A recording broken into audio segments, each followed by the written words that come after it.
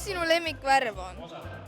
Minu lemmikvärv on roosa. Miks su lemmikvärv on roosa? Sest millegi on roosa. Päris normaalne robot on.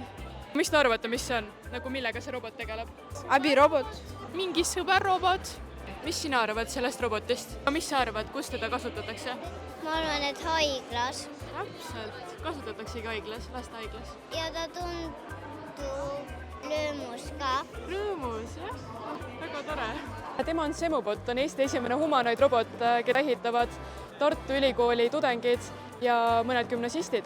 Tema eesmärk on olla selline sotsiaalne robot, et tema läheb tööle tulevikus lastehaiglatesse ja vanadekodudesse, et keegi ei peaks ennast üksinda tundma ja ta on niisugune nagu tugi alati kõrval.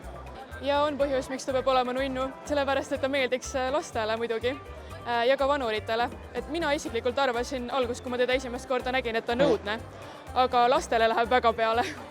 Kas ta on nunnu teie arvates või? Ikka. Õudne ka või? Jah, ta on armas väga. Mis te arvate sellest robotist? Normaalne. Natuke näeb imelik välja. Käed on liiga imelikud ja alt on ka liiga lai.